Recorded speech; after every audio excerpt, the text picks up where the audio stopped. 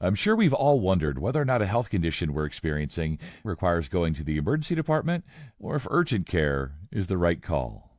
And I'm joined today by Dr. David Ramos.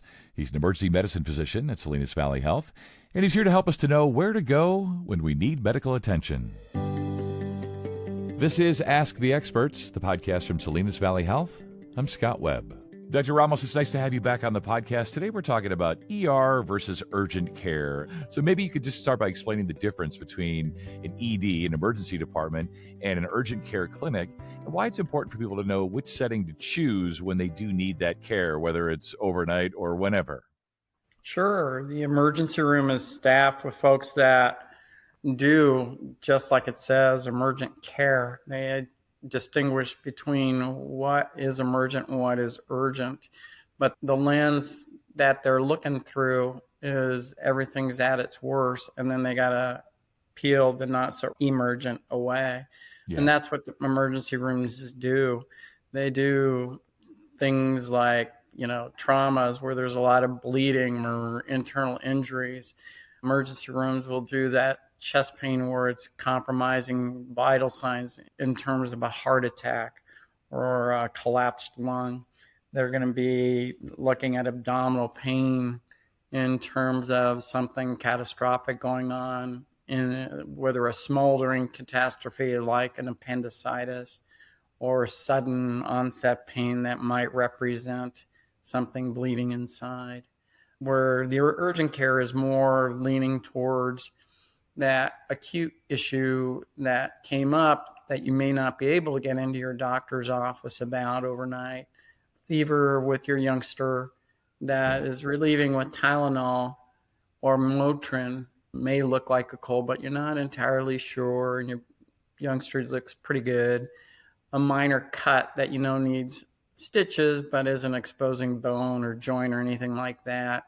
An urgent care can handle that pretty well. Yeah. If you have a migraine that's happening over and over and over again, and it's happening again, then an urgent care, your doctor's office might be okay. But if it's a sudden onset headache, especially if you have a really high blood pressure, you say over 150 over 100, then you may be looking at the emergency room to rule out a bleed inside of your head. Other sudden things would be if all of a sudden you find that you're having trouble speaking or understanding people. Sudden onset of one-sided weakness, left or right-sided weakness, some of your arms or your legs, or even in your face. Those are things that you want to bring in. Yeah, I've heard there's some common sense involved, of course, but if you suspect you're having a heart attack or a stroke or you have profuse bleeding, but is that your sense of it? You're just not sure? Maybe go to the ED, right? Is that your best advice? Absolutely, because, emergencies are different things to different people, same way pain is. It's a subjective response. And some folks are just going to have doubts about that. They'll Google something and then they'll look at the worst and then whip themselves up into a frenzy. And once that happens, I would tell them, just come on over here. We'll sort it out with you. And leave it in the hands of the experts, right? Correct. So I'm always going to tell folks, when in doubt, come to the emergency room. We'll sort it out. And most emergency rooms are like Salinas Valley Health, whereby they triage you and they'll send you over to the urgent care side. We have an urgent care side as well. Yeah. It may take us a little bit to get to you, but we're able to handle both sides, I think, equally well. Yeah, and I think that's one of the key points, Doctor, especially with getting that free ride, if you will, if you call 911, right, is that, the treatment begins immediately. And they call ahead, and there could be a stroke team waiting for you versus us driving ourselves. And that's sort of how I think about to myself is like, if it's not something I really could drive myself for or should be driving myself for, or my wife, a loved one, whomever, right? If it's one of those things where really we shouldn't be driving anywhere, that someone else should be driving us, that's how I have it sorted in my head. What do you think about that? Yeah, I think so. I mean, I think you're cut off that way is, can you drive yourself? Right. Or can somebody drive you? If somebody's looking at you wondering if they're going to be able to get you there in a timely fashion without you passing out or worse.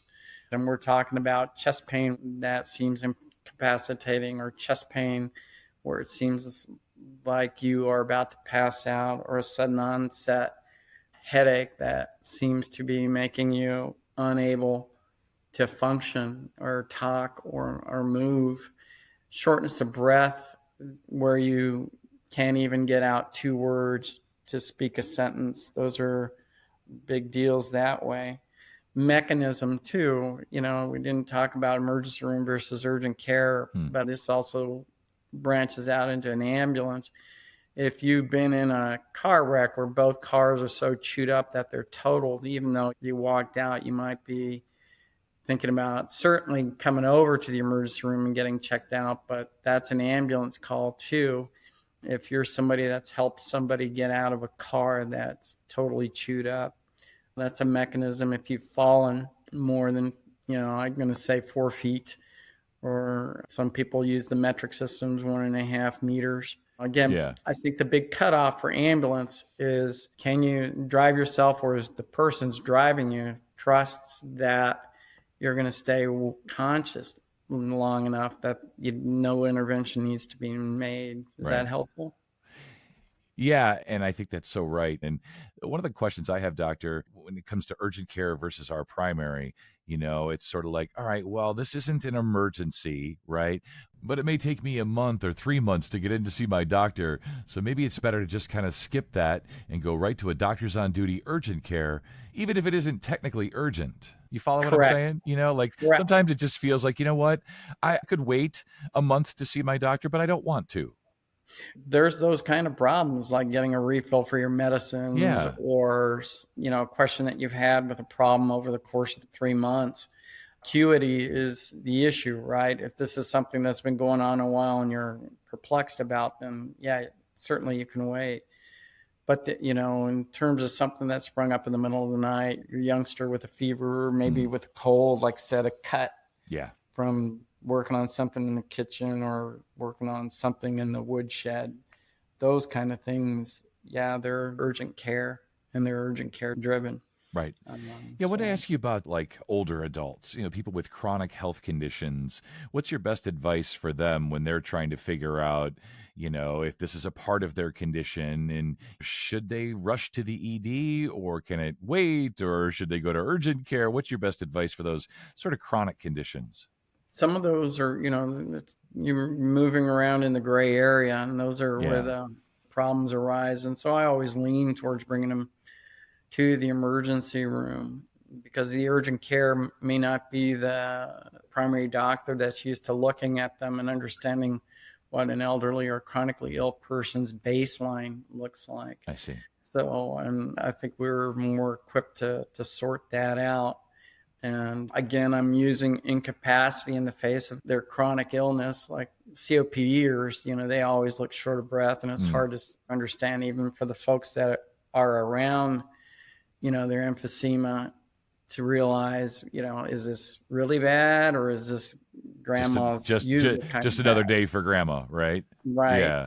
Exactly. And I would just say, just bring them on over to us, because the urgent care is going to have the same problem, right? Right. So elderly folks, and elderly folks like to hide stuff a lot. What I mean by that is their symptoms are real subtle a lot of the times. And so just better to get them in there and get the battery of tests, and then look things over and make a decision that way. We have a plethora of equipment and things that way that urgent cares don't have. Yeah, lots of equipment and lots of options. So let's start here, just to let folks know in case they don't. Where is the Salinas Valley Health ED located? It is at 450 East Romy Lane, back of the hospital. Really, better way to put it is on San Jose Street. Okay. Yeah, so it's right over there. I guess the best way to call it South Salinas. South Salinas, got it.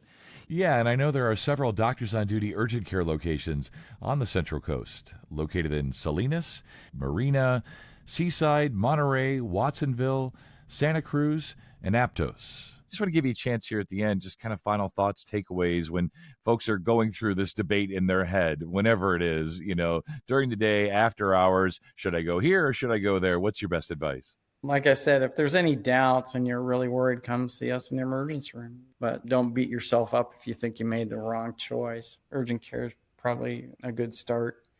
But if you have doubts that way, if you're incapacitated, you can't drive yourself, or somebody can't drive you because you're so incapacitated, look at an ambulance. At the very least, look at getting over to the emergency room. Yeah, that's perfect.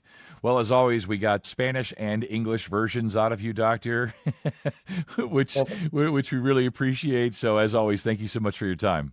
Sure thing. And to listen to more of our podcasts, please visit salinasvalleyhealth.com/podcasts. And if you found this podcast to be helpful, please be sure to tell a friend, neighbor, or family member, and subscribe, rate, and review this podcast, and check out the entire podcast library for additional topics of interest.